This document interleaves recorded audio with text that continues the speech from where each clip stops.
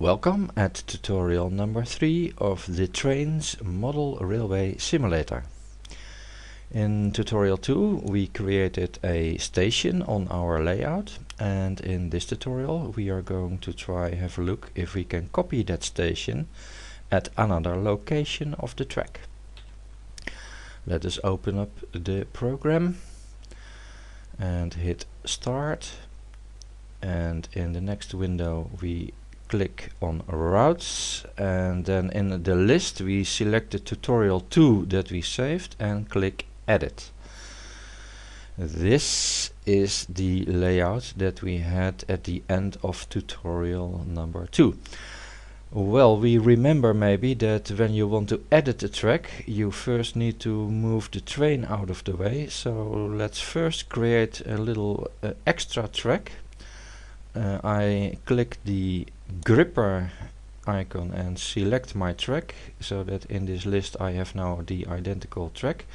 I click the add track and lay a little piece of track. Now over here I go to the Trainz toolbox, click the move icon, and I can move my train out of the way and have my hands free to edit the track. Back to track edit mode. What I like to do, we have created station north, let's say, and I want to have a similar station south. Now of course I can simulate that by just laying some extra track here, and in this case with only 3 pieces of track that would be just 20 seconds. But just imagine, for the sake of the demo, that this was a quite complex railway station with many tracks and many turnouts. Then it can become hard work, hard labor to recreate something similar over here. So let's try to find if there maybe is a copy function. Well, there is actually, but it is not in the track laying toolbox. We have to go to the tools toolbox. And over here we have an icon that is called select area. Okay, well, what I would like to try is select this area, this is my railway station, and then copy it and paste it over here. Okay, this green icon here says paste mode. Well, let's try it out. Okay, I see something happening. My square white, I don't know if you can really see this on video, but my white rectangular selection box is now moving with my mouse. I want to rotate it 180 degrees, and there is a icon over here that says paste rotation. I can click it 90 degrees. Maybe you can see that on the video. It now rotated 90 degrees, and I click over here and it's rotated 180 degrees. Okay, let's paste it over here and see what happens. Whoops, that is something completely unexpected. Let's analyze what it does now. Well, I hit the escape button first to get rid of my selection. Apparently I selected only this endpoint over here, and that endpoint was a junction, but where I pasted it, well, it has no additional track behind the junction or before, and now it thinks it's just a spline, and it wants to move the track around the spline. So that is a little bit strange, but well, now that we know that, we can avoid this and have another attempt.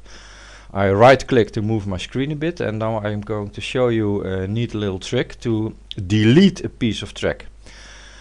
I can delete a piece of track by selecting, oops, what am I doing? I can delete, of course, by hitting the delete button.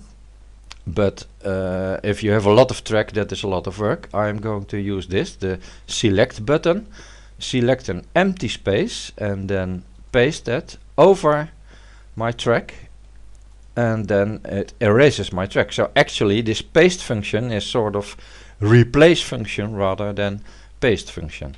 I hit escape, and now we are going to have a little modification to this track. I move 2 spline points, these, I move it away from the yellow grid lines, and now we are going to select this track.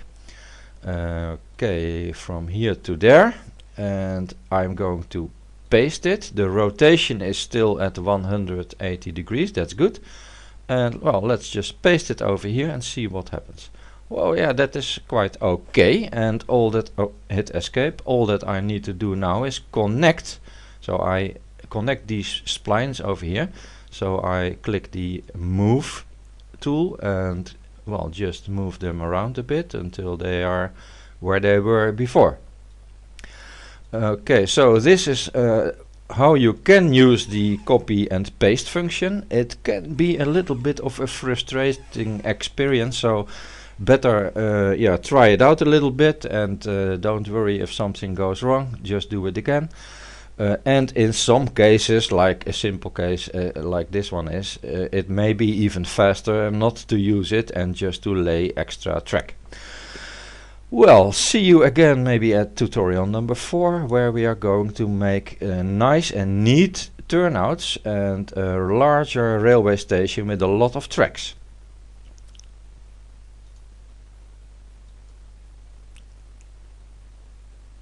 I'm going to save this as